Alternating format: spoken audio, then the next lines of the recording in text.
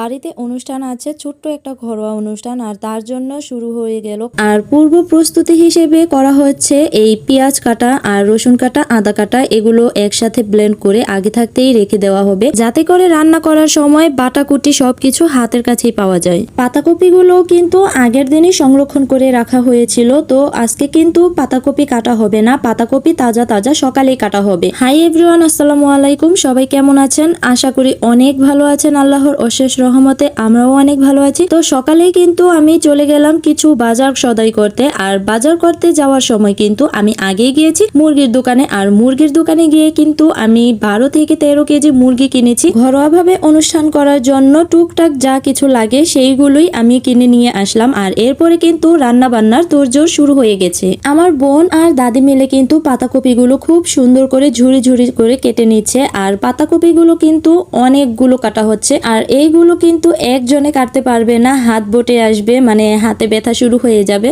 তো তারপরে কিন্তু দুইটা বটি নিয়ে দুইজন বসে পড়লো, আর তারপরে মনে হচ্ছে যেন দুজনের মধ্যে রেস চলতেছে, কে আগে কাটা কেটে শেষ করবে। এইদিকে পাতাকপিগুলো ঝুড়ি ঝুড়ি করে কেটে নেওয়া হচ্ছে, আর ওইদিকে কিন্তু গরুর মাংস, মুরগির মাংস সবকিছু কেটে কুটে ধুয়ে বেছে বুছে নিচ্ছে রান্না করার জন্য। পাতাকপি ভাজি করার সময় কিন্তু চিংড়ি মাছ ব্যবহার করা হবে, মানে চিংড়ি মাছ দিয়ে পাতাকপি ভাজি করা হবে। আর এই ভাজিটা কার কার পছন্দ অবশ্যই তারা কমেন্ট বক্সে জানিয়ে দিও। আর অন্যদিকে কিন্তু 2 ঝুড়ি ডিম একসাথে সেদ্ধ করতে বসিয়ে দেওয়া হলো। আসলে আজকে ছোট্ট একটা অনুষ্ঠান করা হবে, আর এর মধ্যে কিন্তু বাড়িতে অনেক লোকজনও আছে। দাদির হাতটা দেখতেই বোঝা যাচ্ছে, আর আমার দাদি কিন্তু কাটাকুটিতে অনেক এক্সপার্ট। যাই হোক, পাতাকপিগুলো কিন্তু খুব ঝুড়ি ঝুড়ি করে সুন্দর করে কেটে নেওয়া হলো। আর পাতাকপি যদি বেশি একটা মোটা হয়ে যায় তাহলে কিন্তু খেতেও তেমন টেস্ট হয় না। সবাই বলে আগের যুগের মানুষ নাকি অপচয় করতে পারে না, সবকিছুতেই আয় খুঁজে বেড়ায়, আর কোনো কিছুই ফেলে দেওয়ার তাদের অভ্যাস নেই, যদিও তা খোসা হয়। আলুগুলো যেভাবে ছিলা হচ্ছে সেটা দেখে তো আমরা সবাই হাসি তামাশা ঠাট্টা করে নিলাম। ধনেপাতা বেছে কাঁচামরিচের বোটা ফেলিয়ে